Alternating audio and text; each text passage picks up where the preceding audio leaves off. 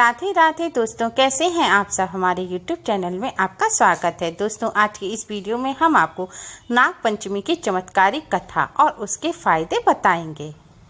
दोस्तों, नाग पंचमी के दिन भगवान शिव और नाग देव का पूजन करने से भगवान शिव और नाग देवता का आशीर्वाद प्राप्त होता है। नाग देव का पूजन करने से पद्म तक्षक जैसे नागगण संतुष्ट होते हैं तथा पूजनकर्ता को 7 कुल तक नाग भय नहीं होता। ये सही है।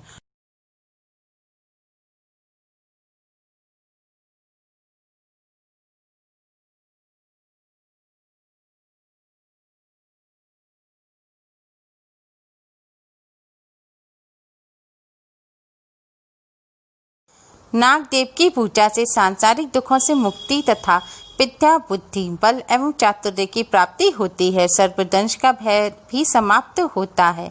साथ ही जन्म कुंडली में स्थित काल सर्प योग की शांति भी होती है।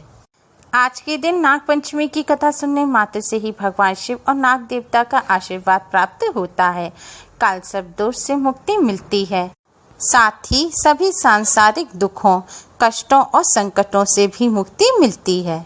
नाग पंचमी की कई पौराणिक कथाएं प्रचलित हैं। नाग पंचमी की पौराणिक कथा के अनुसार प्राचीन काल में एक सेठ जी के 7 पुत्र थे। 7 के विवाह हो चुके थे। सबसे छोटे पुत्र की पत्नी श्रेष्ठ चरित्र की विदुषी और सुशील थी, परंतु उसके भाई नहीं था। एक दिन बड़ी बहू ने घर लीपने को पीली मिट्टी लाने के लिए सभी बहुओं को साथ चलने को कहा, तो सभी ढलिया और खुरपी लेकर मिट्टी खोदने लगी। तभी वहां एक सर्प निकला, जिसे बड़ी बहू खुरपी से मारने लगी। यह देखकर छोटी बहू ने उसे रोकते हुए कहा, मत मारो इसे, यह बेचारा निरपराध है। यह सुनकर बड़ी बहू ने उसे नहीं मारा। तब सर्प एक को जा बैठा। तब छोटी बहू ने उससे कहा, मैं अभी लौटकर आती हूँ, तुम यहाँ से जाना मत। यह कहकर वह सबके साथ मिट्टी लेकर घर चली गई और वहाँ कामकाज में फंसकर सर्प से जो वादा किया था उसे भूल गई।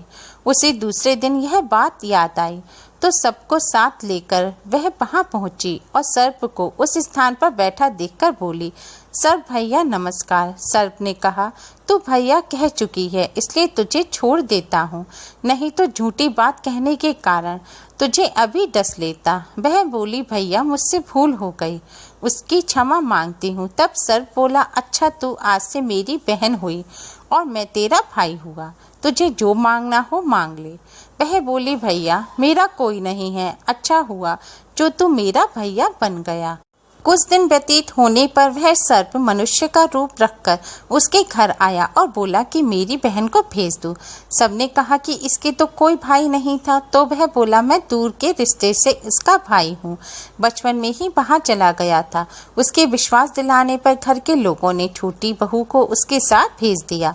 उसने मार्ग में बताया कि मैं वही सर्प हूँ, इसलिए तू डरना नहीं और जहाँ चलने में कठिनाई हो वहाँ मेरी पूंछ पकड़ लेना। उसने कहे अनुसार ही किया और इस प्रकार वह उसके घर पहुँच गई। वहाँ के धन ऐश्वर्य को देखकर वह चकित हो गई। एक दिन सर्प की माता ने उससे कहा, मैं एक काम से बाहर जा रही हूँ, तू अपने भाई को ठंडा दूध पिला देना। उसे यह बात ध्यान न रही और उसने गर्म दूध पिला दिया, जिसमें उसका मुंह बेतरह जल गया। यह देख सर्प की माता बहुत क्रोधित हुई, परंतु सर्प के समझाने पर शांत हो गई। तब सर्प ने कहा कि बहन को अब उसके घर भेज देना चाहिए। तब सर्प और उसके पिता ने उसे बहुत सा सोना, चांदी, जवाहरात, वस्त्र, आभूषण आदि देकर उसके घर पहुंचा दिया। इतना ढेर सारा धन देखकर बड़ी बहू ने ईशा से कहा, भाई तो बड़ा धनवान है, तुझे तो उससे और भी धन लाना चाहिए। सर्प ने यह वचन सुना तो सब वस्तुएं सोने की लाकर दे दी। यह देखकर बड़ी बहू ने कहा, इन्हें झाड़ने की झाड़ू भी सोने की होनी चाहिए। तब सर्प ने झाड़ू भी सोने की लाकर रख दी। सर्प ने छोटी बहू को हीरा मणियों का एक अद्भुत हार दिया था। उसकी प्रशंसा उस देश की रानी ने भी सुनी और वह राजा से बोली कि सेठ की छोटी बहू का हार यहाँ आना चाहिए। राजा ने मंत्री को हुक्म दिया कि उससे वह हार लेकर शीघ्र उपस्थित हो।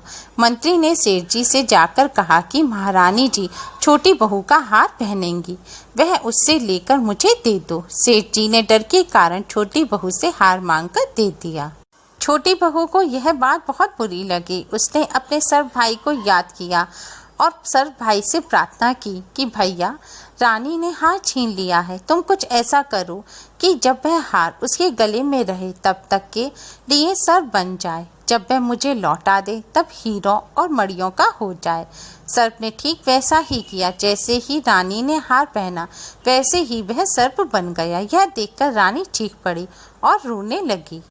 यह देखकर राजा ने सेठ के पास खबर भेजी कि छोटी बहू को तुरंत भेजो। सेठ जी डर गए कि राजा ना जाने क्या करेगा। वे स्वयं छोटी बहू को साथ लेकर उपस्थित हुए। राजा ने छोटी बहू से पूछा, तूने क्या जादू किया है? मैं तुझे दंड दूंगा। छोटी बहू बोली, राजन, धृष्टता क्षमा कीजिए। यह हार ही ऐसा है कि मेरे गले में हीरा और मणियों का रहता है और दूसरे के गले में सर्प बन जाता है। यह सुनकर राजा ने वह सर्प बना हार उसे देकर कहा, अभी पहनकर दिखाओ। छोटी बहू ने जैसे ही उसे पहना वैसे ही हीरों और मणियों का हो गया।